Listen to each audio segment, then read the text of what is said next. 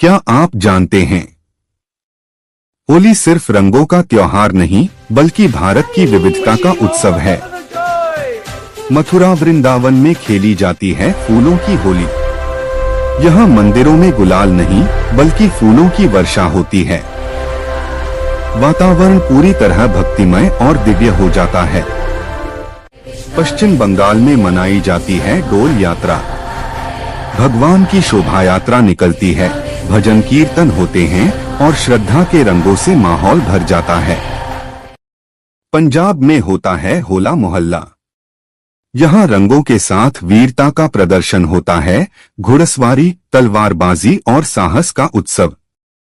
हर राज्य में परंपरा अलग, रंग अलग, तरीका अलग, लेकिन भावना एक ही है, अच्छाई की बुराई पर जीत। क्या होलिका दहन सिर्फ एक परंपरा है या इसके पीछे कोई गहरा रहस्य छिपा है? होलिका दहन की अग्नि केवल लकड़ियां नहीं जलाती, यह हमारे अंदर की नकारात्मकता को भी जलाने का प्रतीक है। पुरानी मान्यता है कि इस दिन डर, क्रोध, ईर्ष्या और अहंकार को अग्नि में समर्पित किया जाता है। लोग अग्नि के चारों ओर परिक्रमा करते हैं।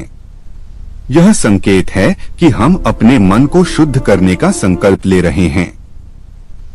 जैसे प्रहलाद की भक्ति ने बुराई पर विजय पाई, वैसे ही सच्चाई और सकारात्मक सोच अंदर के अंधकार को मिटा सकती है।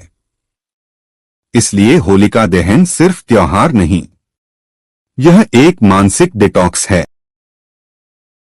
क्या आपने कभी सोचा है, होलिका दहन की राख को लोग घर क्यों लाते हैं? होलिका दहन बुराई पर अच्छाई की जीत का प्रतीक है। जब होलिका जलती है तो मान्यता है कि उसके साथ नकारात्मक शक्तियां भी भस्म हो जाती हैं। इसीलिए लोग अगली सुबह उस पवित्र अग्नि की राख को घर लाते हैं। कुछ लोग इसे माथे पर लगाते हैं तो कुछ घर के दरवाजे पर छिड़कते हैं। धार्मिक मान्यता है कि यह राख नकारात्मक ऊर्जा, बुरी नजर और अशुभ प्रभाव को दूर करती है।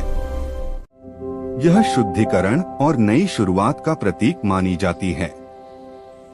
होलिका की राख हमें याद दिलाती है, अहंकार और बुराई का अंत निश्चित है और सच्चाई की अग्नि हमेशा शुद्ध करती है। क्या आपने कभी सोचा है, लठमार होली क्यों खेली जाती है? मान्यता है कि एक बार श्री कृष्ण अपने मित्रों के साथ राधा जी के गांव बरसाना पहुंचे। वहां उन्होंने राधा और गोपियों को छेड़ा।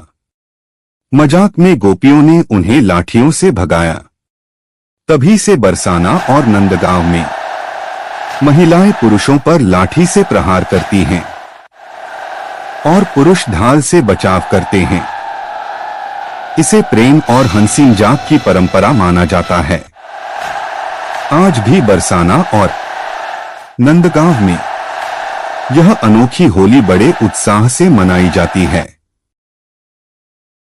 क्या होली सिर्फ रंगों का त्योहार है या इसका संबंध खगोल विज्ञान से भी है? होली फाल्गुन महीने की पूर्णिमा को मनाई जाती है। पूर्णिमा के दिन चंद्रमा अपनी पूरी रोशनी में होता है और इसका असर प्रकृति और मानव मन दोनों पर पड़ता है। मौसम भी इसी समय बदलता है, सर्दी खत्म और गर्मी की शुरुआत।